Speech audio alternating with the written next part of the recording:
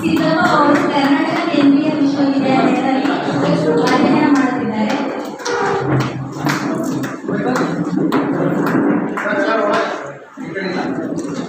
ಎಲ್ಲ ಗಣ್ಯಮಾನ್ಯರಿಗೂ ಶುಭದ ಮುಖಾಂತರ ಸ್ವಾಗತಿಸಿಕೊಂಡಂತಹ ಸಿದ್ದಪ್ಪ ಅವರಿಗೆ ಹೃತ್ಪೂರ್ವಕವಾದ ಧನ್ಯವಾದಗಳು. ಈಗ ಡಾಕ್ಟರ್ ಸೈಯದ್ ಮುಸೀಂ ಸರ್ ಅವರು ಅದೆರಡು ಮಾತನಾಡಬೇಕಾಗಿ ಕೇಳಿಕೊಳ್ಳುತ್ತೇವೆ.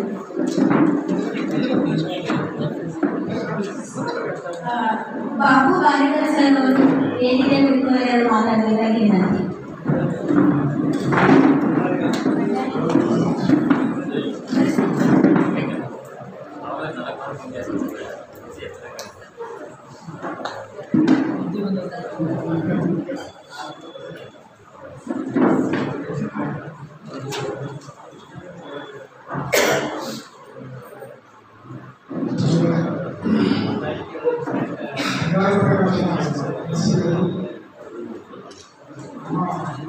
ನಿರೀಕ್ಷಿತ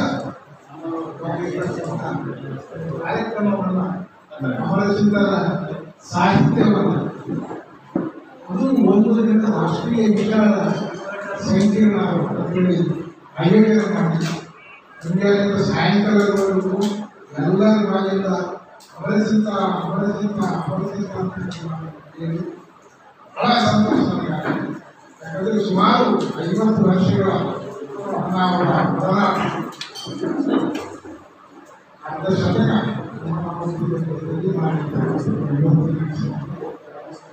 ಬಹಳ ಗೌರವ ಜನ್ಮನಾವ್ರಿಗೆ ಏನಿದೆ ಅಂತಂದ್ರೆ ನಾವು ಯಾವಾಗಲೂ ಬೆಂಗಳೂರು ಯೂನಿವರ್ಸಿಟಿಯಲ್ಲಿ ಹೋದಾಗ ಬೇಲೂರು ಮಹಾದೇವರ ಒಡನಾದ ಬಗ್ಗೆ ಒಂದೊಂದು ರೀತಿಯ ವಿಚಾರ ಸಂಕಿರಣಗಳು, ಒಂದೊಂದು ರೀತಿಯಲ್ಲಿ ಅಭ್ಯಸಿಕೆ, ಒಂದೊಂದು ರೀತಿಯಲ್ಲಿ ಅದರ ಬಗ್ಗೆ ಏನು ಮಾತಾಡ್ತಕ್ಕಂಥದ್ದು ಮತ್ತೆ ಸಿದ್ದರಾಮಯ್ಯವರ ಕಾವ್ಯದ ವಿಚಾರ ಮಾತಾಡ್ತಾರೆ. ನಮ್ಮ ಈ ಭಾಗದ ಜನರಿಗೆ ಕನ್ನಡವಾಗಲಿ ಗಮನವಾಗಲಿ ಬೇರೆ ಯಾಕಂತ ಅಂಥ ವಿಚಾರಗಳು ನಮ್ಮ ಭಾಗದಲ್ಲಿ ಆಗಬೇಕು, ಯಾಕಂದ್ರೆ ನಾವು ಮಾಡಬೇಕು ಅಂತ ನಾವು ಮಾಡಬೇಕು ಅಂತ ಭಾಳ ಸಲ ಮಾತಾಡ್ಕೊಂಡು ಅದನ್ನು ಮಾಡಬೇಕಾಗಿದೆ. ಆದರೆ ಸಫಲ ಇದ್ದಾಗ ಬಸ್ಸಿಯವರು ಭಂಡಾರ ಪ್ರಕಾಶನ ಬಸ್ಸಿಯವರು ಇಂಥದ್ದು ಕಾರ್ಯಕ್ರಮವನ್ನು ಭಾಳ ಅಂದ್ಕೊಂಡಿದ್ರು. ಆದರೆ ನನಗೆ ರಾತ್ರಿ ಹೇಳಿದೆ, ನಾನೀಗ ಅವರೊಂದು ಕಾರ್ಯಕ್ರಮವನ್ನು ಬಸ್ಸಿಗೆ ಹೋಗೋಣ ಅಂತ. ಅದನ್ನು ಕಾರಣದಲ್ಲಿ ನೋಡಿಕೊಳ್ಳಿತು ಅಂತ ನಾನು ಹೇಳಿದೆ. ನೀನೇ ನೋಡ್ತಾ ನೋಡ್ತಾ ನಾನು ಮೊಬೈಲ್ ನೋಡ್ತಾ ಇದ್ದರೆ ನಿಮ್ಮ ಈ ಭಗವಾನ್ ಪ್ರಸಿದ್ಧಿ ಅಂತ ನೋಡಿದೆ. ನೋಡಿದ್ರೆ ವಿಷಯ ಇದೆ, ಬೆಂಬಲ ಮಾಡಿದಂಥ ರಾಷ್ಟ್ರೀಯ ವಿಚಾರಿಸಿದ ಬೇರೆ ಬೇರೆ ಅವರ ಕಾವ್ಯಗಳನ್ನು, ಅವ್ರ ಗಜಲ್ಗಳನ್ನು, ಅವರೊಂದು ಕಾದಂಬರಿಗಳನ್ನು ಈ ಇಂಡಿಯನ್ ಸಾಹಿತ್ಯ ವಿಮರ್ಶೆ ಮಾಡತಕ್ಕಂಥದ್ದು ಕಾರ್ಯಕ್ರಮವನ್ನು ಭಾಳ ಅದು ನಮಗೇನು ಗೊತ್ತಿಲ್ಲ. ಅದೇ ಭಾಳ ಇಂಡಿಯನ್ ನೇಟಿಗಳಾಗಿದ್ದು ನಾವಲ್ಲಿ ಅಭ್ಯರ್ಥಿಗಳು ಇರಬೇಕು ಬಾಂಧಿವಿ ವಿದ್ಯಾರ್ಥಿಗಳ ಈ ಎಲ್ಲ ಕಾರ್ಯಕ್ರಮವನ್ನು ಭಾಳ ಸಂತೋಷವಾಗಿ ಎದುರು ಮಾಡ್ತಿರ್ತಾರೆ. ಅದು ಖುಷಿ ಏನಂದರೆ ಇಲ್ಲಿ ಏನು ಗಮನ ಕೂತ್ಕೊಂಡು ಹೋಗ್ತಾ ಇದ್ದಾರೆ.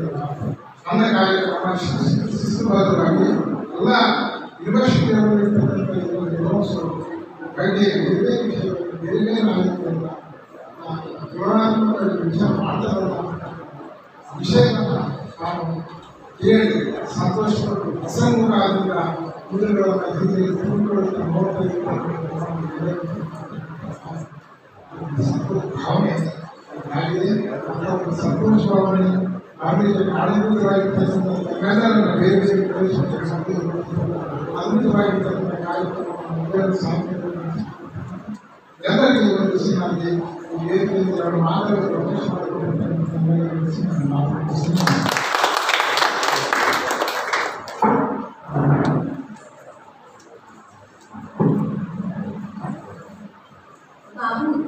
ಬಾಬು ಬಾರಿಕರ್ ಸರ್ ಅವರಿಗೆ ಧನ್ಯವಾದಗಳು. ಬಾರಿಕರ್ ಸಾರಿ ಸರ್ ಬಾಬು ಭಂಡಾರಿಕರ್ ಸರ್ ಅವರಿಗೆ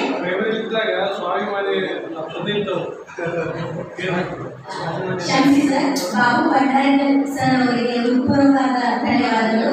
ಅಮರಚಿಂತರ ಜೊತೆಗೆ ಒಡನಾಡಿ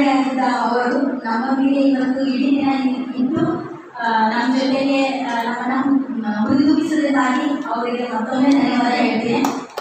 ಇವತ್ತಿನ ಈ ಕ್ಷಣಗಳನ್ನ ನಮ್ಮ ಜೊತೆಗೆ ಅವರು ಇರೋ ಹಾಗೆ ಮಾಡಿದಂಥ ಬಂಡಾರ ಪ್ರಕಾಶನದ ಪರಶುರಾಮ್ ಸರ್ ಅವರಿಗೂ ಮತ್ತು ಬಸವರಾಜ್ ಕೊಡಗುಂಡಿ ಸರ್ ಅವರಿಗೂ ಮತ್ತೊಮ್ಮೆ ನಾವು ವಿದ್ಯಾರ್ಥಿಗಳು ಚಿರಋಣಿಯಾಗಿರ್ತೀವಿ ಅಂತ ಹೇಳೋದಕ್ಕೆ ಇಷ್ಟಪಡ್ತೀನಿ. ಈಗ ಸಮಾರಂಭದ ಮಾತುಗಳನ್ನು ಆಡಲು ಬಂದಿರುವಂತಹ ಶ್ರೀ ದೇವೇಂದ್ರ ಗೌಡ್ ಎಸ್ ಸರ್ ಅವರು ಕೂಡ ತಮ್ಮ ಎರಡು ಮಾತುಗಳನ್ನು ನಮ್ಮೊಂದಿಗೆ ಹಂಚಿಕೊಳ್ಳಬೇಕಾಗಿ ವಿನಂತಿಸಿಕೊಳ್ಳುತ್ತೇವೆ.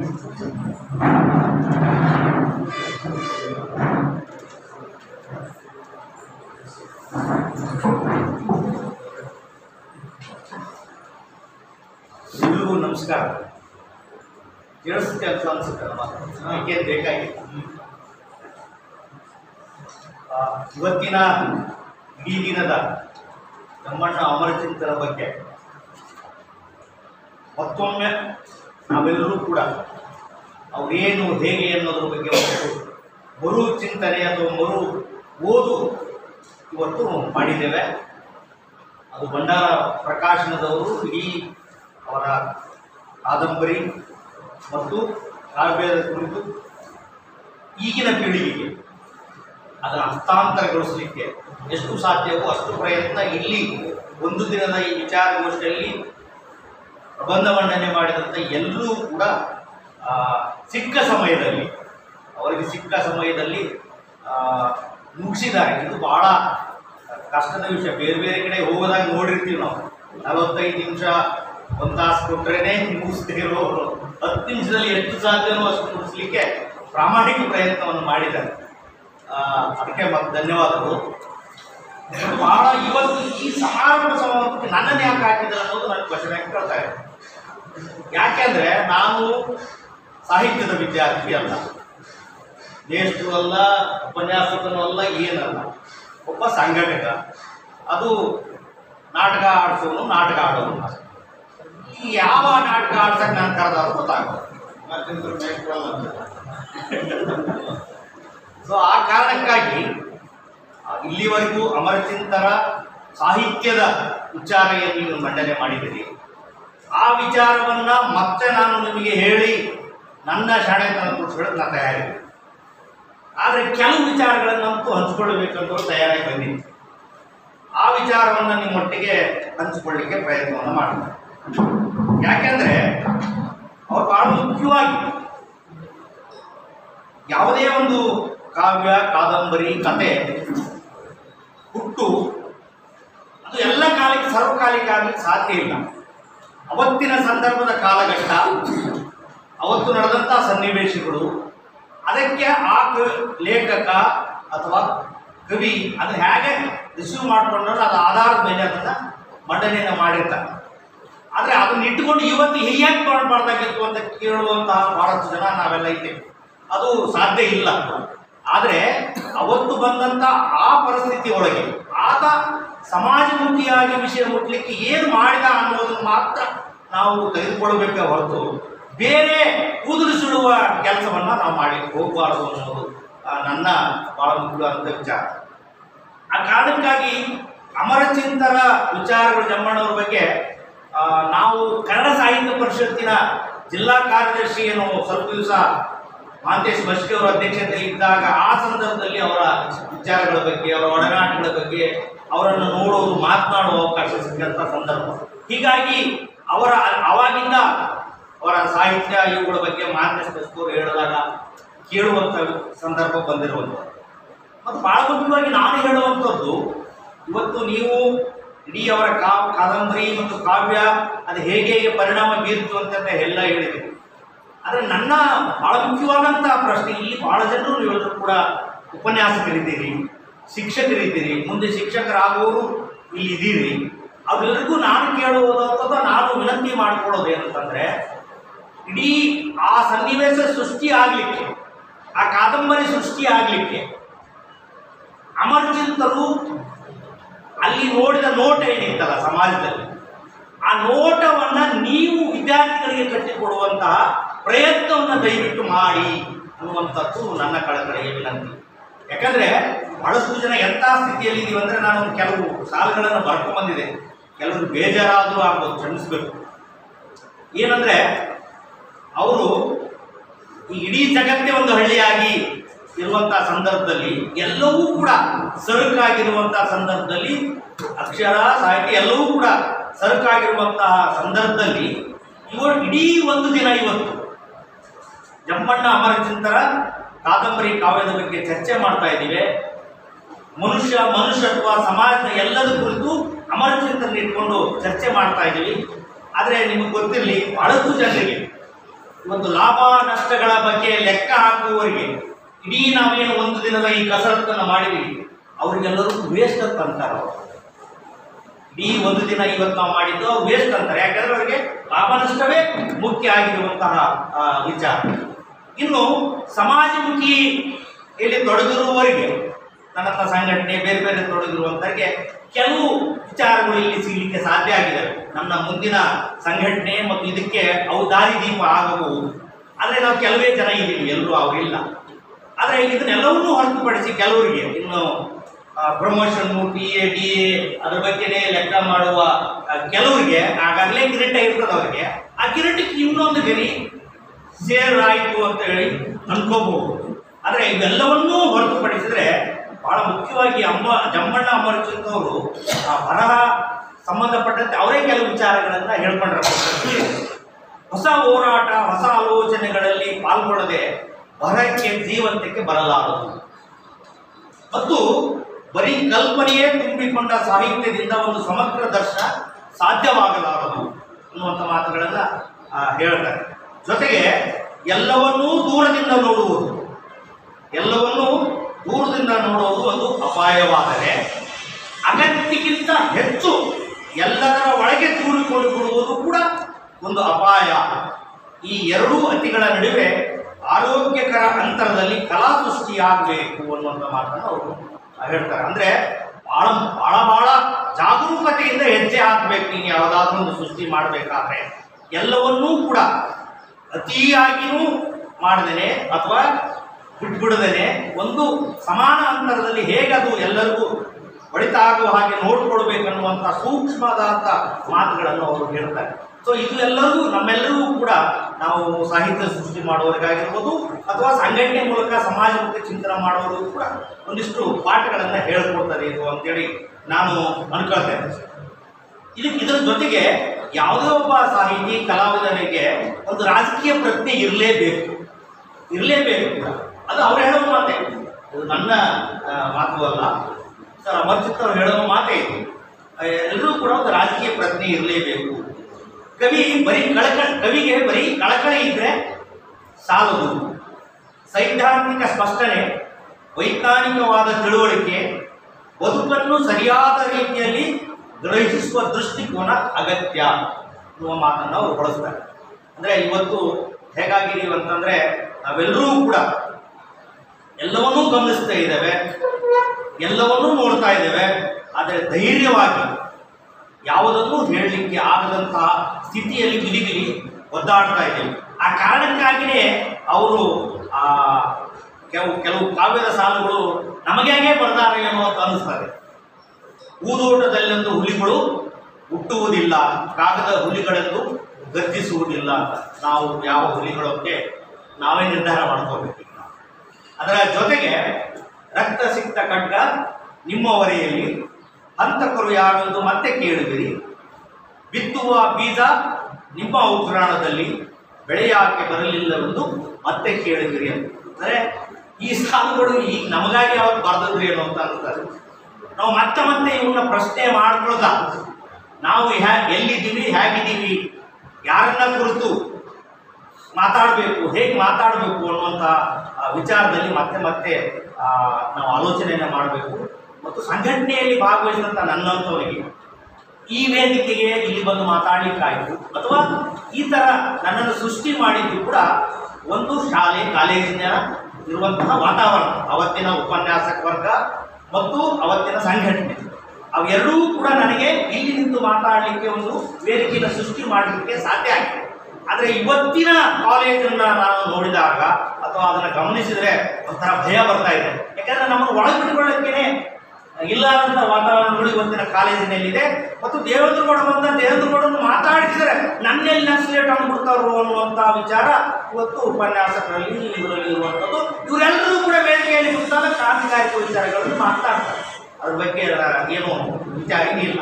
ಆದರೆ ಈ ವಿಚಾರಗಳಿದ್ದಾವಲ್ಲ, ಆದರೆ ಜಮ್ಮಣ್ಣ ಅಮರಚಿಂತವರು ಎರಡು ವಿಷಯಗಳನ್ನು ಮುಂದೆ ಇಟ್ಟೋಗಿದ್ದಾರೆ. ಏನು, ಒಂದು ಹೋರಾಟದಲ್ಲಿ ನೀವು ಭಾಗವಹಿಸಬೇಕು ಅಥವಾ ಇಡೀ ಸಮಾಜಮುಖಿಯದಲ್ಲಿಯೂ ಭಾಗವಹಿಸಬೇಕು, ಅದನ್ನು ನೋಡ್ತಾ ನೋಡ್ತಾ ಒಂದು ಸಾಹಿತ್ಯವನ್ನು ಸೃಷ್ಟಿ ಮಾಡಬೇಕು ಅನ್ನುವಂಥ ವಿಚಾರ. ಆದರೆ ಈಗ ಹೆಂಗಾಗಿದ್ದೀವಿ ಅಂದ್ರೆ ನಾವು ಸಾಹಿತ್ಯ ಸೃಷ್ಟಿ ಕಡೆ ಹೇಳ್ತಿದ್ದೀವಿ ಹೊರತು ಈ ಕಡೆ ತಲೆ ಕೆಡಿಸ್ಕೊಳ್ಳಾರ್ದೆ ಈ ಕಡೆ ತಲೆ ಕೆಡಿಸ್ಕೊಂಡ್ರೆ ನಮ್ಗೆ ಇದು ಪ್ರಮೋಷನ್ ಕಷ್ಟ ಆಗ್ತದ, ಇದು ಬ್ಯಾರೆ ಆಗ್ತದ ಅನ್ನುವಂಥ ವಿಚಾರ ಇದೆ ಇರಲಿಲ್ಲ ಒಂದು ಕಡೆ. ಆದರೆ ಹೀಗಾಗಿ ಹೊಸ ಹೊಸ ಆಲೋಚನೆಗಳು ಸೃಷ್ಟಿ ಆಗದೆ ಅವು ನಿಂತು ನೀರಾಗಿಬಿಟ್ಟವ. ಹೀಗಾಗಿ ಇಲ್ಲಿರುವಂಥ ನಿನ್ನ ಭಾಳಷ್ಟು ಉಪನ್ಯಾಸ ವರ್ಗಕ್ಕೆ ಎಲ್ಲ ಕೊಡುವುದು ಇದೇ ಗೋಲ್ಡ್ ಅಂತ. ದಯವಿಟ್ಟು ಫ್ಯಾಕ್ಟ್ರಿ ಅದು, ಕಾಲೇಜ್ ಅನ್ನೋದು ಫ್ಯಾಕ್ಟ್ರಿ. ಅಲ್ಲಿ ಫ್ಯಾಕ್ಟ್ರಿ ಉತ್ಪಾದನೆ ಆಗ್ಬೇಕಲ್ಲ, ಉತ್ಪಾದನೆ ಆಗ್ಬೋದು. ಅದು ಬೀಜಗಳು ಹಾಕೋವಲ್ರಿ, ಒಟ್ಟ ಬೀಜಗಳು ಬಿದ್ದರಲ್ಲ ಅಲ್ಲೇ ಮೊಳಕೆ ಹೊಡೆಯೋದು.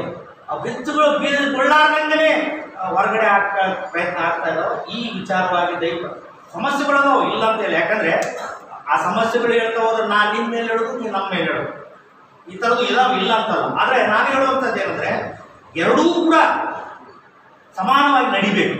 ಇವತ್ತು ಸಂಘಟನೆ, ಹೋರಾಟ, ಅದರ ಜೊತೆಗೆ ಸಾಹಿತ್ಯ ಎಲ್ಲವೂ ಸೇರ್ಕೋಬೇಕಾದ್ರೆ ಅದು ವಾತಾವರಣ ಸೃಷ್ಟಿ ಮಾಡಬೇಕು. ಯಾಕಂದರೆ ಇವತ್ತು ಆ ಘಟಕದಲ್ಲಿ ಆ ಸಂದರ್ಭದಲ್ಲಿ ತಯಾರಾಗಲಿಕ್ಕೆ ಈ ಥರದ ಸಾಹಿತ್ಯಗಳು ವಿಚಾರ ಅವತ್ತಿನ ಕಾಲಘಟ್ಟದ ಹೇಳಿದ್ರಲ್ಲ ಹೋರಾಟಗಳು, ದಲಿತ ಸಂಘರ್ಷ ಮತ್ತು ಬಂಡಾಯ ಹಾಗೂ ಆ ಕಡೆ ಆಂಧ್ರಕ್ಕೆ ಹೋದರೆ ಆ ಹೋರಾಟಗಳು ಇವೆಲ್ಲವೂ ಕೂಡ ಅವರಿಗೆ ಸ್ಫೂರ್ತಿಯಾಗಿ ಒಬ್ಬ ಸಾಹಿತಿಯಾಗಿ ಕಲಾವಿದನಾಗಿ ಸಿದ್ಧ ಆಗಲಿಕ್ಕೆ ಅವೆಲ್ಲವೂ ಕೂಡ ಕಾರಣ ಆದವು.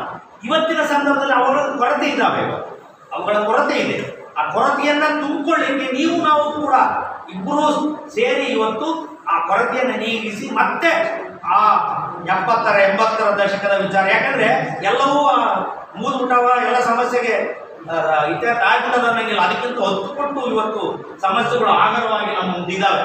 ಆದರೆ ಆ ಸಮಸ್ಯೆಗಳನ್ನು ಹೇಗೆ ತೆಗೆದುಕೊಂಡು ಹೋಗಬೇಕು ಅನ್ನುವಂಥದ್ದು ಪರಿಸ್ಥಿತಿ ಒಳಗಡೆ ಇವತ್ತು ನಿಮಗೆ ಆ ಜವಾಬ್ದಾರಿಯನ್ನು ಇದೇ ಕಾಲೇಜ್ ವಿದ್ಯಾರ್ಥಿಗಳಿಗೆ ಪಾಠ ಹೇಳುವಾಗ ಜಮ್ಮಣ್ಣ ಅಮರಚಿಂತರ ಬಗ್ಗೆ ಹೇಳುವಾಗ ಜಮ್ಮಣ್ಣ ಅಮರಚಿಂತರು ಒಬ್ಬ ಆರೋಗ್ಯ ಇಲಾಖೆಯಲ್ಲಿ ಕೆಲಸ ಮಾಡ್ತಾ ಹೇಗೆಲ್ಲ ಸೃಷ್ಟಿ ಮಾಡಿದ್ರು, ಹೇಗೆ ಅವರು ದಲಿತ ಚಳವಳಿಯಲ್ಲಿ ಭಾಗವಹಿಸಿದ್ರು, ಏನೇನು ಮಾಡಿದ್ರು ಅನ್ನೋ ಬಗ್ಗೆ ಸ್ವಲ್ಪ ವಿದ್ಯಾರ್ಥಿಗಳಿಗೆ ತಿಳಿಸಿ ಹೇಳ್ತಾ ನೀವು ಹಿಂಗೆ ತಯಾರಾಗಬೇಕು ಅಂತೇಳಿ ಮಾಡೋದು ಸರಿ ಅನ್ನುವಂಥ ಅನಿಸ್ತದೆ. ಆ ನಿಟ್ಟಿನಲ್ಲಿ ನೀವೆಲ್ಲರೂ ಕೂಡ ಪ್ರಯತ್ನವನ್ನು ಮಾಡಿ ಅನ್ನುವಂತಹ ಕಳಕಳಿಯ ವಿನಂತಿ ಇದು ನನಗೆ. ಯಾಕಂದರೆ ಇವತ್ತು ಏನಾಗಿದೆ ಅಂದರೆ UGC ಸ್ಕೇಲ್ ಬಂದಾಗಿಂದ ನೀವು ಸಿಕ್ಕಾಪಟ್ಟೆ ಕೆಲಸ ಇಟ್ಬಿಟ್ಟ, ಮಾತಾಡೋಕ್ಕೂ ಪುರುಸೊತ್ತಿಲ್ಲಾರ್ದಂಥ ಸ್ಥಿತಿ. ಏನಿದ್ರು ಆರ್ಟಿಸಿಸ್ತಾ ಇದು ಬರ್ಕೊಡು, ಅದಕ್ಕ ಇದು ಮಾಡಿದ್ರಾಗ ಸಾಕಾಗೈತಿ ನಿಮ್ದು ಎಲ್ಲುವಪ್ಪ ಅನ್ನುವಂಥ ಸ್ಥಿತಿಯಲ್ಲಿ ಇದೀರಿ. ಇಲ್ಲ ನಮ್ಗೆ ಆಗಲ್ಲ. ಅಂದರೆ ಇದೆಲ್ಲದೂ ಮಧ್ಯೆ ಒಂದು ಸಾಮಾಜಿಕ ಕಳಕಳಿ ಇರುವಂತಹ ನಾವೆಲ್ಲರೂ ಕೂಡ ಸ್ವಲ್ಪ ಜನ ಇದೇನೋ, ಭಾಳ ಜನ ಇದ್ರೆ ಏನಿಲ್ಲ, ಸ್ವಲ್ಪ ಜನ ಇರೋರು. ಹೀಗಾಗಿ ನಮ್ಮ ಸಂಖ್ಯೆ ಕಡಿಮೆ ಆಗದೆ ಹಾಗೆ ಇವತ್ತು ಆ ಸಂಖ್ಯೆ ಹೆಚ್ಚುಗೊಳಿಸೋ ಹಾಗೆ ಇವತ್ತು ನಮ್ಮ ಜಮ್ಮಣ್ಣ ಅಮರಚಂದ್ರನ ಇಟ್ಕೊಂಡು ಹೇಗೆ ನಾವಿಲ್ಲಿ ಒಂದು ದಿನದ ವಿಚಾರವನ್ನು ಮಾಡಿದ್ವಿ, ಹಾಗೆ ಇವತ್ತಿನ ನಮ್ಮ ಕಾಲಘಟ್ಟದ ಬಹಳಷ್ಟು ಕಥೆಗಾರರು ಇವರು ನಮ್ಮ ಮಧ್ಯೆ ಇದ್ದಾರೆ.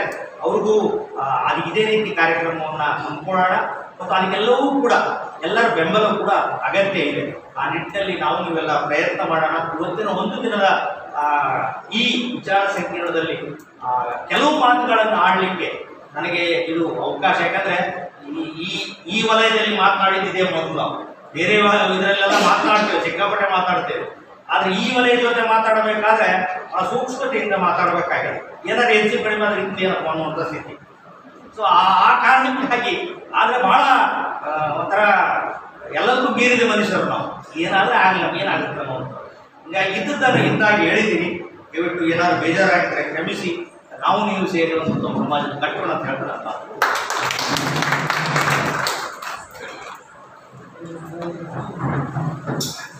ಮನುಷ್ಯಪರವಾದ ಜೀವಪರವಾದ ಬೀಜಗಳನ್ನು ಬಿತ್ತಬೇಕು ಅಂತ ಹೇಳಿದಂತಹ ಶ್ರೀ ದೇವೇಂದ್ರ ಗೌಡ ಸರ್ ಅವರಿಗೆ ಧನ್ಯವಾದಗಳು. ಈಗ ಸಮಾರೋಪ ಕಾರ್ಯಕ್ರಮದ ಅಧ್ಯಕ್ಷ ಸ್ಥಾನವನ್ನು ವಹಿಸಿದಂತಹ ಶ್ರೀಮತಿ ಕ್ಷಮಿಸಬೇಕು ಪ್ರೊಫೆಸರ್ ಬಸವರಾಜ್ ಕೋಲ್ಗುಂಡಿ ಸರ್ ಅವರು ಕಾರ್ಯಕ್ರಮವನ್ನು ಉದ್ದೇಶಿಸಿ ಒಂದೆರಡು ಮಾತನಾಡಬೇಕಾಗಿ ವಿನಂತಿ. ವಿಷಯದಲ್ಲಿ ನಾನು ಮಾತಾಡಬಾರ್ದು ಅಂತಲೇ ಕೂತಿದ್ದೆ.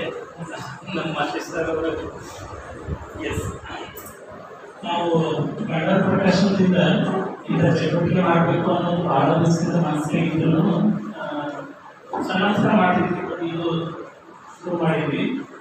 ನಾವು ಅಂದ್ಕೊಂಡೇ ಇರಲಿಲ್ಲ ಇಷ್ಟೊಂದು ಪ್ರತಿಕ್ರಿಯೆ ನಮ್ಗೆ ಬರುತ್ತಾ ಅನ್ನೋದು.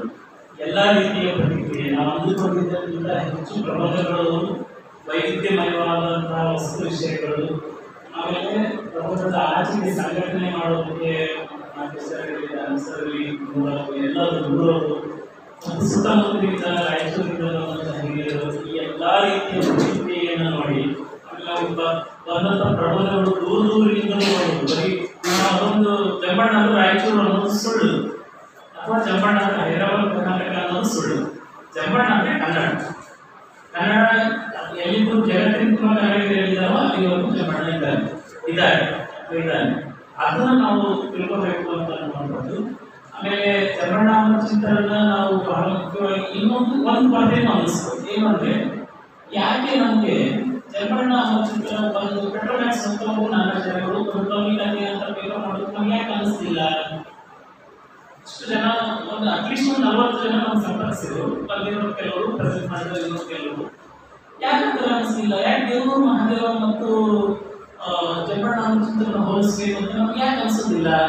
ಅಂದ್ರೆ ನಮ್ಮನ್ನ ನಾವು ಕಟ್ಟಿಕೊಂಡಿರುವುದು ನಮಗೆ ಕಾಣಿಸ್ತಾರೆ. ನಾವು ಕಟ್ಕೊಂಡಿದ್ದೀವಿ. ಈ ದೇವರು ಮಹಾದೇವ ಅವರನ್ನ ಬೇರೆ ಬೇರೆ ಇತರೆ ಈ ಕಲಾವಿದ, ಹೋರಾಟಗಾರ ಅಥವಾ ಕಾದಂಬರಿಕಾರ ಹೋಲಿಸಿ ಮಾತಾಡಿಲ್ಲ.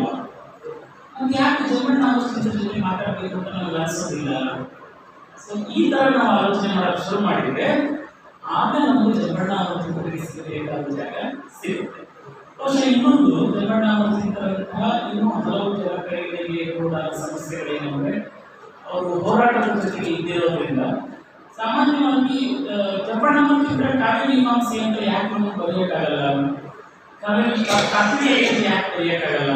ಹೀಗಾಗಿ ತಕ್ಷಣ ಒಂದು ಹೋರಾಟದ ಹೋರಾಟದಲ್ಲಿ ಇದ್ದವರಿಂದ ಒಂದು ಆಕ್ಷೇಪಣೆ ಏನಂದ್ರೆ ಕಾವ್ಯ ಮೀಮಾಂಸೆ ಅನ್ನೋದು ಹೊಟ್ಟೆ ತುಂಬಿದವರ ಸರಕು ಅಂತ. ಇಲ್ಲ, ಕಾವ್ಯ ಮೀಮಾಂಸೆ ಎನ್ನುವುದು ಒಂದು ಹೊಟ್ಟೆ ತುಂಬಿದವರ ಸರಕು ಎನ್ನುವುದೇ ಒಂದು ಕಾವ್ಯ ಮೀಮಾಂಸೆ. ಕಾವ್ಯ ಮೀಮಾಂಸೆ ಅಂದ್ರೆ ಕಾವ್ಯ ಅಂದ್ರೆ ಏನು ಅಂತ ತಿಳ್ಕೊಳ್ಳೋದು. ಕಾವ್ಯ ಅಂದ್ರೆ ಎಲ್ಲೋ ಬೀಚಿರೋದಲ್ಲ. ಕಾವ್ಯ ಅಂದ್ರೆ ಬದುಕನ್ನು ಅರ್ಥ ಮಾಡಿಕೊಳ್ಳುವುದೇ ಕಾವ್ಯ ಮೀಮಾಂಸೆಯಾಗಿರುತ್ತೆ. ಆಮೇಲೆ ಯಾರೋ ಬರೆದ ಕಾವ್ಯ ಮೀಮಾಂಸೆಯನ್ನ ಜಂಬಣ್ಣ ಅನ್ನೋ ಕಾವ್ಯದಲ್ಲಿ ಕಾವ್ಯದಲ್ಲಿ ಇಡುವುದಲ್ಲ. ಅವರೇ ಕಟ್ಟಿರುವ ಕಾವ್ಯ ಮೀಮಾಂಸೆ ಏನು ಅಂತ ಹೊಂದಿದ್ದೇವೆ. ಅವರೇ ಬೆಳೆಸಿರುವ ತಾತ್ವಿಕತೆ ಏನು ಮಾಡೋದನ್ನು ಬೆಳೆಸಬೇಕು. ಬಹುಶಃ ಈ ಪ್ರಯತ್ನಗಳನ್ನು ನಾವು ಇನ್ನು ಮುಂದೆ ಮಾಡೋದಾದರೆ ಜಂಬಣ್ಣ ಅವರ ಚಿತ್ರಕ್ಕೆ ಖಂಡಿತವಾಗಿ ನಾವು ನ್ಯಾಯ ಒದಗಿಸಬೇಕಾಗುತ್ತೆ. ನಾವು ಬೆಂಗಳೂರು ಮೈಸೂರನ್ನ ನೋಡೋದು ತಪ್ಪು. ನಮಗೆ ನಾವು ಮಾಡಿದ ಕೆಲಸದಿಂದ ನಾವು ಮಾಡಿದ್ರೆ ಖಂಡಿತವಾಗಿ ನಮಗೆ ಜಂಬಣ್ಣ ಅವರು ನಮ್ಮ ನ್ಯಾಯ ಸಿಗೋದು ನಮ್ಗೆ ನ್ಯಾಯ ಸಿಗೋದು ಅಂತ. ಸೊ ಆ ರೀತಿಯಲ್ಲಿ ನಾವು ಆಲೋಚನೆ ಮಾಡೋಣ. ನಾವು ಒಟ್ಟೆಲ್ಲ ಇನ್ನೂ ಬಹಳಷ್ಟು ಜನ ಪ್ರತಿಭಾವಂತರಿದ್ದಾರೆ, ಬಹಳಷ್ಟು ಜನ ನಮ್ಮಲ್ಲಿದ್ದಾರೆ, ಬಹಳಷ್ಟು ಸಾಹಿತ್ಯ ಇದೆ. ಆದರೆ ಬೇರೆ ಬೇರೆ ಕಾರಣಗಳು ಅಲ್ಲಿ ಸಮಾಜದ ಅಸಮಬೆಳವಣಿಗೆಯನ್ನು ನಾವು ಮಾತಾಡುವಾಗ ಜಾತಿವಾದ, ಲಿಂಗ, ಅವುಗಳ ಜೊತೆ ಪ್ರಾದೇಶಿಕ ಎಲ್ಲ ಆಯಾಮಗಳಲ್ಲೂ ನಮಗೆ ಅಸಮವಾದ ನೋಟ ಇದೆ. ಅದಕ್ಕೆ ನಾವು ಜವಾಬ್ದಾರರು. ಕರ್ನಾಟಕದ ಭಾಗವಾಗಿರುವ ನಾವು ಕೂಡ ಜವಾಬ್ದಾರರು. ಮೈಸೂರು, ಬೆಂಗಳೂರು, ಧಾರವಾಡವನ್ನು ಆರೋಪಿಸೋದ್ರಿಂದ ಅವ್ರು ಮಾಡಿಲ್ಲ, ಬಿಟ್ಬಿಡೋಣ, ಮಾಡೋಣ. ನಮಗೇನು ಶಕ್ತಿ ಇಲ್ಲ ಅಂತಂದು ಸುಳ್ಳು, ಅದಂತೂ ಸುಳ್ಳು, ಖಂಡಿತವಾಗಿಯೂ ಸುಳ್ಳು. ನಾವು ಅಂದುಕೊಂಡಿರೋದು ಮಾತ್ರ ನಿಜ. ನಾವು ಶಕ್ತಿ ಇಲ್ಲದ ಅಂದ್ಕೊಂಡಿರೋದು ಮಾತ್ರ ನಿಜ. ಹಾಗಾಗಿ ನಮ್ಮ ಪ್ರಕಾಶನ ಕೂಡ ನಿಮ್ಮೆಲ್ಲರ ಸಹಕಾರದಿಂದ ಇಂಥ ಚಟುವಟಿಕೆಗಳು ನಿಮಗೆ ಹೈದರಾಬಾದ್ ತುಂಬ ಎಲ್ಲ ಕಡೆ ನೀವೆಲ್ಲರೂ ಮಾಡಿ, ನಾವು ಮಾಡ್ತೀವಿ, ನಾವೆಲ್ಲರೂ ಪಾಲ್ಗೊಳ್ಳುವಂಥ ಒಂದು ಆಶಯ ಇಟ್ಕೊಂಡು ನಾವು ಬೆಳೆಸಬೇಕಂತ ಇದ್ವಿ. ಜಂಬಣ್ಣ ಅವರು ಬಹುಶಃ ಜನಪದದಿಂದ ಹೆಚ್ಚು ಸ್ಫೂರ್ತಿಯನ್ನು ಪಡೆದಿರಬೇಕು. ಯಾಕಂದರೆ ಅವ್ರ ಕಾಂಬಿನೇಷನ್ ಪುಸ್ತಕವನ್ನು ಓದಾಗಲಿ 2 ಸಾಲುಗಳನ್ನು ಎಲ್ಲೋ ಎತ್ತಿ ಇಟ್ಕೊಂಡ್ಬಿಟ್ರೆ ಅವ್ರು ಮಾತಾಡೋಕ್ಕೆ ಮಾಡಿ ಅದು ನಮ್ಮಲ್ಲಿ ಅದು ಹೇಗೆ ಅವರು ಕಾನೂನನ್ನು ಕಟ್ತಾರೆ, ಆ ಪ್ರತಿಯೊಂದು ಸಾಲಿಗೆ ಎಲ್ಲಿಂದ ಏನನ್ನು ತರ್ತಾರೆ, ಸರ್ಕನ್ನ ಎಲ್ಲಿಂದ ತರ್ತಾರೆ, ಭಾಷೆ ಇರ್ಬೋದು, ಶೈಲಿ ಇರ್ಬೋದು, ಇನ್ನೊಂದು. ಸೊ ಅವುಗಳು ನಮಗೆ ಬಹಳ ಮುಖ್ಯವಾಗ್ತವೆ. ಸೊ ಆ ಚಿತ್ರವನ್ನು ನಾವು ಹೀಗೆಲ್ಲ ನೋಡುವ ಪ್ರಯತ್ನವನ್ನು ಮಾಡೋಣ. ಆ ಮೂಲಕ ನಮ್ಮನ್ನು ನಾವು ಈ ರೀತಿಯಲ್ಲಿ ಓದಿಕೊಳ್ಳುವ ಪ್ರಯತ್ನವನ್ನು ಮಾಡೋಣ ಅಂತ ಅನ್ನೋದು ನಮ್ಮ ಆಶಯ. ಇವೆಲ್ಲರೂ ನಮ್ಮ ಜೊತೆಯಲ್ಲಿ ಖಂಡಿತವಾಗಿ ನಾವು ಎಷ್ಟು ದೂರ ಗೊತ್ತಿಲ್ಲ, 4 ಹೆಜ್ಜೆಯನ್ನಾದರೂ ಇಡಬಲ್ಲೆವು ಅನ್ನೋ ಧೈರ್ಯ ನಮ್ಮಲ್ಲಿದೆ. ಆ 4 ಹೆಜ್ಜೆಯನ್ನ ಇಟ್ಟು ಇನ್ನೂ 4 ಹೆಜ್ಜೆ ಆಸೆಯನ್ನು ತೋರಿಸಿ ನಾವು ಕೆಲವು ವಿಷಯ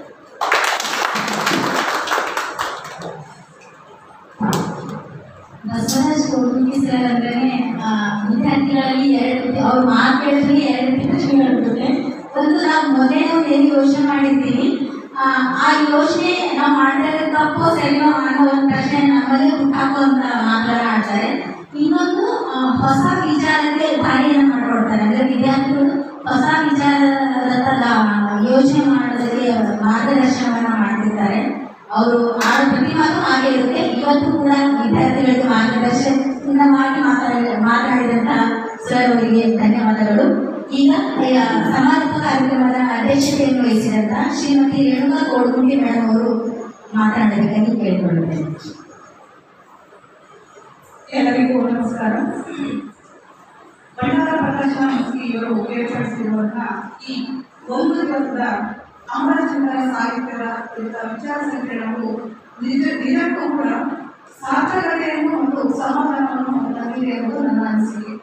ಯಾಕಂದರೆ ಕನ್ನಡ ವಿದ್ವತ್ ಏನಿದೆ ಅದು ಮರದೇ ಹೋಗಿರುವಂತಹ ಒಬ್ಬ ಮಹತ್ವದ ಕವಿಯ ಸಾಹಿತ್ಯವನ್ನ ನಾವಿವತ್ತು ಈ ವಿಚಾರ ಸಂಕಿರಣದಲ್ಲಿ ಅದು ಕೂಡ ಮೊದಲ ಬಾರಿಗೆ ಮಸ್ಕಿಯಲ್ಲಿ ಮಾಡಿರುವುದು ಬಹಳ ಸಂತಸದ ವಿಷಯ ಅಂತ ಹೇಳ್ಬೋದು. ಆಮೇಲೆ ಈ ವಿಚಾರ ಸಂಕಿರಣದಲ್ಲಿ ಯಾವೆಲ್ಲ ಪ್ರಬಂಧಗಳು ಮಾಡಿದ್ರೆ ಅದು ಇವು ವಿಷಯಗಳು ಹೇಗಿರುವಂತ ಒಂದೊಂದು ವಿಶೇಷತೆಯನ್ನು ಮತ್ತು ವಿಭಿನ್ನವಾಗಿಯೂ ಕೂಡ ಇವು. ಯಾವ ರೀತಿ ಹೇಳ್ಬೇಕಂದ್ರೆ ವರ್ಷದಲ್ಲಿ ಬರುವಂತಹ ಎಲ್ಲ ಹಬ್ಬಗಳನ್ನು ಒಂದೇ ದಿನದಲ್ಲಿ ನಾವು ಆಚರಣೆ ಮಾಡಿದಂತಹ ಒಂದು ವಾತಾವರಣ ಇವತ್ತು ಇಲ್ಲಿ ಸೃಷ್ಟಿ ಆಗಿದೆ ಅಂತ ನನ್ನ ಅನಿಸಿಕೆ. ಇದು ನಮ್ಮಲ್ಲಿ ಯಾವ ರೀತಿ ಒಂದು ಸಂತೋಷವನ್ನ ತಂದಿದೆಯೋ ಅದೇ ರೀತಿ ಮೇಲಿರುವಂತಹ ಅಮರಚಿಂತನೆಗೂ ಕೂಡ ಸಂತೋಷವನ್ನು ಖಂಡಿತವಾಗಿಯೂ ತಂದಿರುತ್ತೆ. ಆಮೇಲೆ ಇನ್ನೊಂದು ಮಾತು ಇಲ್ಲಿ ಬಂತು ಏನಂದ್ರೆ ಈ ಕಾರ್ಯಕ್ರಮ ರಾಯಚೂರಿನಲ್ಲಿ ಆಗಬೇಕಾಗಿತ್ತು ಅಂತ. ನಾವೇನು ಹೇಳ್ತೀವಿ, ರಾಯಚೂರಿನಲ್ಲಿ ಮಾತ್ರ ಅಲ್ಲ, ರಾಜ್ಯದ ಎಲ್ಲಾ ಜಿಲ್ಲೆಗಳಲ್ಲೂ ಕೂಡ ಇದು ಆಗಬೇಕಾಗಿದೆ. ಇವತ್ತು ಇಲ್ಲೇನಾಗಿದೆ ಅಲ್ಲ, ಇದೇನಂದ್ರೆ ಇದು ಮೊದಲ ಹೆಜ್ಜೆ, ಇದು ಕೊನೆಯ ಹೆಜ್ಜೆ ಅಲ್ಲ. ಇದು ಮೊದಲ ಹೆಜ್ಜೆ ಆಗಿರೋದ್ರಿಂದ ಈ ಪರಿಣಾಮ ಹೀಗೆ ಸಾಗ್ತಾ ಇರಬೇಕು.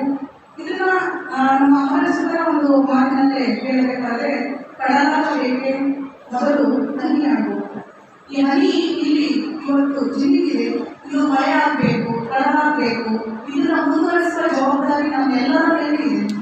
ಇದರ ಜೊತೆಗೆ ನಮ್ಮ ಭಾಗದ ಅನೇಕ ಲೇಖಕರು ಇದ್ದಾರೆ. ಅವರೆಲ್ಲರನ್ನು ನಾವು ಮುಂದಿನ ಪೀಳಿಗೆಗೆ ತಲುಪಿಸುವ, ಪರಿಚಯಿಸುವ ಒಂದು ಜವಾಬ್ದಾರಿಯನ್ನು ನಾವು ವಹಿಸ್ಕೋಬೇಕು ಅಂತ ಹೇಳ್ತಾ ನಾನೊಂದು 2 ಮಾತುಗಳನ್ನ ಮುಗಿಸ್ತೀನಿ.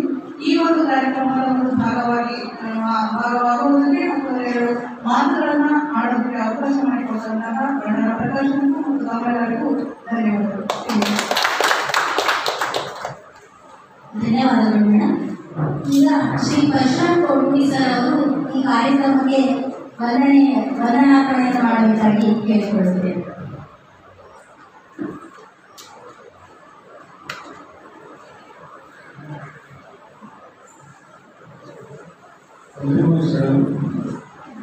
ನಾನು ಬೆಳಿಗ್ಗೆ ಉದ್ಘಾಟನಾ ಕಾರ್ಯಕ್ರಮಕ್ಕೆ ವಂದನೆ ಇವಾಗ ಸಮಾರೋಪಕ್ಕೆ ಅಭಿನಂದನೆ. ಯಾಕಂದರೆ ನಾವು ಹೆಚ್ಚಾಗಿ ಇನ್ನಷ್ಟು ಉಳಿದುಕೊಂಡವಲ್ಲ, ಆದರೆ ತಿಳಿದುಕೊಳ್ಬೇಕು ಅನ್ನೋ ಒಂದು ಚಳಿ ಇರೋದು. ಆ ಚಳಿ ಎಷ್ಟು ಬರ್ತಾ ಇದ್ರು ಕೂಡ ತುಂಬ ಇರಲ್ಲ. ಆ ಕೊಳ ತುಂಬಿದರೆ ಎಲ್ಲಿ ನಾವು ಅದನ್ನ ಹೇಳ್ಕೊಂಡು ನಾನು ಅರ್ಥ ಆಗಿದ್ದೇನೆ ಅಂತೇಳಿ ಅದನ್ನು ತುಂಬಂತಾನೆ ಇರೋದಕ್ಕೆ ನನಗೆ ಆಸೆ ಇರ್ತದೆ. ಈ ಒಂದು ಉತ್ತಮವಾದ ಕಾರ್ಯಕ್ರಮಕ್ಕೆ ಸಮಾರೋಪದ ವೇದಿಕೆ ಮೇಲೆ ಅಧ್ಯಕ್ಷರಾಗಿ ಇರತಕ್ಕಂಥ ರೇಣುಕಾ ಕೋಡ್ಮುಗಿ ನಮ್ಮ ತಂಗಿಯನ್ನು ಹೇಳಲು ಇಷ್ಟಪಡ್ತೇನೆ. ಅವರಿಗೆ ಬಣ್ಣದ ಪ್ರಕಾಶನದ ವತಿಯಿಂದ ಧನ್ಯವಾದಗಳನ್ನು ಕೊಡ್ತೇನೆ. ಅದೇ ರೀತಿಯಾಗಿ ಈ ಒಂದು ಕಾರ್ಯಕ್ರಮದಲ್ಲಿ ಸಮಾರೋಪದ ಮಾತನಾಡಿದ ದೇವೇಂದ್ರಗೌಡ ಸರ್ ಅವರು ಯಾಕೆ ನಾನು ಆಯ್ಕೆ ಮಾಡಿಕೊಂಡೆ ಅಂದರೆ ಇವತ್ತು ಹೇಳಿದ ನಾನು ಜರಿಯನ್ನು ಹುಡುಕೋವಂತ ನಾನು ಮಾತ್ರ ಜರಿಯನ್ನು ಅವ್ರ ಮಾತಿನಲ್ಲಿ ನಾವು ಹುಡುಕಿದ್ದೆ. ನಾನು ಎಷ್ಟೋ ಕಾರ್ಯಕ್ರಮಗಳಲ್ಲಿ ಅವರ ನಾಟಕ ಅವ್ರ ಪಾತ್ರಧಾರರಿಗೆ ಕೂಡ ನಾನು ಅವರ ಜರಿಯನ್ನು ಹುಡುಕಿದ್ದೆ. ಅದಕ್ಕಾಗಿ ಇವತ್ತು ಅವ್ರನ್ನ ಆಯ್ಕೆ ಮಾಡಿಕೊಂಡು ಈ ಸಮಾರೋಪದಲ್ಲಿ ಅವ್ರನ್ನ ವೇದಿಕೆಗೆ ಕೂರಿಸಬೇಕಂತ ಅನಿಸ್ಕೊಂಡು ಮಾಧ್ಯಸ್ಥರಿಗೆ ಹೇಳಿ ಅವ್ರನ್ನ ಇಲ್ಲಿ ಕಾರ್ಯಕ್ರಮಕ್ಕೆ ಒಪ್ಪಿಕೊಂಡೆ. ಅವರು ಇಲ್ಲಿ ನಮಗೆ ಒಂದು ಸಂಘಟನೆಗೂ ಕೂಡ ಒಂದು ಗೌರವ ಕೊಟ್ಟು ನಮಗೆ ಒಂದು ಅತ್ಯುತ್ತಮವಾದ ಕಾರ್ಯಕ್ರಮಕ್ಕೆ ಬಂದು ಈ ಒಂದು ಸಮಾರೋಪದ ಮಾತನ್ನು ಹೇಳಿದ ದೇವೇಂದ್ರ ಗೌಡ ಸರ್ ಅವರಿಗೆ ಬಣ್ಣಾರ ಪ್ರಕಾಶನದ ವತಿಯಿಂದ ಧನ್ಯವಾದಗಳನ್ನು ಕೊಡ್ತೇನೆ. ಅದೇ ರೀತಿಯಾಗಿ ಜಮಣ್ಣ ಅಮೃತದಿಂದ ಅವರ ಒಡನಾಡಿಗಳು, ಜಮಣ್ಣ ಅಮೃತದಿಂದ ಅವರನ್ನ ನಾನು ನೋಡಿಲ್ಲ, ಆದರೆ ಮಾಂತೇಶ್ವರ ಜೊತೆಗೆ ಸಾಹಿತ್ಯ ಪರಿಷತ್ತಿನ 10 ವರ್ಷದ ಒಡನಾಟದಲ್ಲಿ ಅವರು ಕಣ್ಣಿಗೆ ಕಾಣದೇ ಅವರ ಮನಸ್ಸಿನಲ್ಲಿ ಬಿಟ್ಕೊಂಡಿದ್ದರು. ಅಷ್ಟು ಮಟ್ಟಿಗೆ ಅವರು ಮಾಂತೇಶ್ವರ ಇಂಥವರು ಸುಮಾರು ಜನರನ್ನ ನನ್ನ ಹತ್ರ ಬಿಟ್ಟಿದ್ರು. ಅವರಲ್ಲಿ ಒಬ್ಬರಾಗಿರ್ತಕ್ಕಂಥ ಬಾಬು ಖಂಡಾಗಿರ ಸರ್ ಅವರಿಗೆ ಧನ್ಯವಾದಗಳನ್ನು ಕೊಡ್ತೇನೆ. ಅದೇ ರೀತಿಯಾಗಿ ಈ ಒಂದು ಕಾರ್ಯಕ್ರಮದ ಆಯೋಜನೆಗೆ ಯಾವುದೋ ಒಂದು ಮೂಲೆಯಲ್ಲಿ ಸಿಂಧಿಯಲ್ಲಿ ಕೂತ್ಕೊಂಡು ಪರಿಪೂರ್ಣವಾದ ವಿವರದ ಪಟ್ಟಿಯನ್ನು ಮಾಡಿ ಜಮಣ್ಣ ಅಮರಸಿದ್ದರ ಬರವಣಿಗೆಯನ್ನು ಕೈ ಹಾಕುವುದರ ಮೂಲಕ ಮತ್ತೆ ಇಲ್ಲಿ ಬರ್ತಕ್ಕಂಥ ಮಂಡನೆ ಮಾಡ್ತಕ್ಕಂಥ ಎಷ್ಟೋ ಜನ ಪ್ರಬಂಧಕಾರರಿಗೆ ಅವರ ಲೇಖನಗಳನ್ನು ಗುರುತಿಸಿ ಅವರ ಲೇಖನಗಳಿಗೆ ಮರುವುದು ಹೊಸ ಓದುಗಳನ್ನು ಮೂಡಲಿಕ್ಕೆ ಕಾರಣರಾದ ಈ ಕಾರ್ಯಕ್ರಮದ ಸಂಯೋಜಕರಾದ ಸೈಯದ್ ಮುಜೀಬ್ ಅವರಿಗೂ ಕೂಡ ಇನ್ನೊಂದು ಈ ಒಂದು ಕಾರ್ಯಕ್ರಮಕ್ಕೆ ಈ ಭಾಗದಿಂದ ಅಂದರೆ ಯಶಸ್ಸಿಗೆ ಎಲ್ಲ ಭಾಗದಿಂದ ಆಗಮಿಸಿರ್ತಕ್ಕಂಥ ಸಕಲರಿಗೂ ಕೂಡ ಧನ್ಯವಾದಗಳನ್ನು ಕೊಡ್ತೇನೆ. ಮತ್ತು ಈ ಒಂದು ಪತ್ರಿಕಾ ಭವನವನ್ನು ನಮಗೆ ಕಾರ್ಯಕ್ರಮಕ್ಕೆ ಅನುವು ಮಾಡಿಕೊಟ್ಟ ಪ್ರಕಾಶ್ ನಸ್ರಿ ಸರ್ ಅವರಿಗೆ ನಿಜಕ್ಕೂ ಧನ್ಯವಾದಗಳನ್ನು ಹೇಳಬೇಕು. ಯಾಕಂದರೆ ಅವರು ಖುಷಿಯಿಂದ ಕೊಡಲಿಲ್ಲ, ಈ ವೇದಿಕೆ ಪರಿಚಯ ಇಲ್ಲ ನೀವು ಅಂತ ನಮಗೆ ಬೈದಿ ವೇದಿಕೆಯನ್ನು ಕೊಟ್ಟರು. ಅವರಿಗೆ ಬಹಳ ಅಪರೂಪದ ಧನ್ಯವಾದಗಳನ್ನು ತಿಳಿಸಕ್ಕೆ ನಾನು ಇಷ್ಟಪಡ್ತೀನಿ. ಅದೇ ಅವರು ಸಹಪಾಠಿ ಆಗಿರ್ತಕ್ಕಂಥ ಅಬ್ದುಲ್ ಅಜೀಜ್ ಸರ್ ಇರ್ಬೋದು, ಬೇರೆ ಸೌತಿ ಸರ್ ಇರ್ಬೋದು, ಅವರ ಪತ್ರಿಕಾ ಎಲ್ಲರೂ ಕೂಡ ಈ ಒಂದು ಕಾರ್ಯಕ್ರಮದಲ್ಲಿ ಹೇಳಿದ್ದೀನಿ. ಅದೇ ರೀತಿಯಾಗಿ ಈ ದಾನವ್ ಸರ್ ಅವರ ಉತ್ಸಾಹ ಮನೆ ಒಂದು ಪ್ರಸಾರದ ಕಾರ್ಯಕ್ರಮ ಮಾಡಿದ್ರು. ಆ ಕಾರ್ಯಕ್ರಮದಲ್ಲಿ ಕೂಡ ಜ್ಞಾನ ಕಾರ್ಯಕ್ರಮ ಕಾಂಪೌಂಡ್ ಇರ್ಬೋದು. ಲಯನ್ಸ್ ಕ್ಲಬ್ ಸ್ಕೂಲಲ್ಲಿ ಕಿವಿ ಇದ್ದಿಲ್ಲ, ಕಿವಿ ಇನ್ನೂ ಬಂದಿದ್ದಿಲ್ಲ ಅವರು. ಯಾವಾಗ ಬರಲು ಹೇಳಾಗ್ತದೆ ನಾವು ಜ್ಞಾನ ಕಾರ್ಯಕ್ರಮ ಕಾಂಪೌಂಡ್ ಎಜುಕೇಶನ್ ಜ್ಞಾನ ಹೇಳ್ತಿದ್ರು. ಅಂತ ಉತ್ಸುಕತೆಯ ಮನುಷ್ಯ, ಆ ಮನುಷ್ಯ ನಮಗಿನ್ನೂ ಅದೊಂದು ಶಕ್ತಿ ಓಡಾಡ್ತಿದೆ ಅನ್ನೋದೊಂದು ಖುಷಿ ಅಂತ ಅವರಿಗೂ ಕೂಡ ಧನ್ಯವಾದಗಳು ಕೊಡ್ತೀನಿ. ಅದೇ ರೀತಿಯಾಗಿ ಸರ್ ಇರ್ಬೋದು, ಅತ್ಯುತ್ತಮವಾದ ನಮಗೆ ಒಂದು ಮಾರ್ಗದರ್ಶನದಲ್ಲಿ ಮಾಂತೇಶ್ ಮಸ್ತಿ ಸರ್ ಎಷ್ಟು ಮುಂಚೂಣಿಯಲ್ಲಿದ್ದರು, ನೆಕ್ಸ್ಟ್ ಅಲ್ಲಿ ಸರ್ ಅವರು ನಮ್ಮ ಜೊತೆಗೆ ಇರ್ತಿದ್ರು. ಅವ್ರ ನಂತರದಲ್ಲಿ ನಾನು ಈ ಸಾಹಿತ್ಯ ಪರಿಷತ್ತಿನ ಕಂಡುಕೊಂಡಿರ್ತಕ್ಕಂಥ ವೇದಿಕೆಯ ಅಲ್ಪ ಮೈ ಹಿಡಿಯುವುದನ್ನು ಪ್ರಭು ಸಾಲಿ ಅವರಿಂದ ನಾನು ಕಲ್ಕೊಂಡಿದ್ದೀನಿ ಅಂತ ಹೇಳ್ತೀನಿ. ಅವರು ಕೂಡ ಈ ಒಂದು ಕಾರ್ಯಕ್ರಮದಲ್ಲಿ ಹೇಳಿದ್ದೀನಿ. ಮತ್ತು ದಿಲ್ಲಿ ಸರ್ ಇದ್ದಾರೆ, ಇಲ್ಲಿ ಇರ್ತಕ್ಕಂಥವ್ರು ನಾವು ಮುಂಜಾನೆ ಹೇಳಿದೆ, ಇಲ್ಲಿ ಬಂದಿರ್ತಕ್ಕಂಥವ್ರು ಈ ಜಮಣ್ಣ ಅಮೃತ ಅದ್ಭುತ ಕೃತಿಗಳನ್ನು ಅಂತೇಳಿ ನಾನು ಎಲ್ಲರೂ ಒಟ್ಟೆ ಹಾಕಿಕೊಂಡಿದ್ದೆ. ಅದೇ ರೀತಿಯಾಗಿ ಒಬ್ಬರು ನಡೆದಂತೆ ಎಲ್ಲರೂ ಕೂಡ ನಿಯಮಿತ ಈ ಕಾರ್ಯಕ್ರಮಕ್ಕೆ ವಂದನೆ ಹೇಳಿದೆ.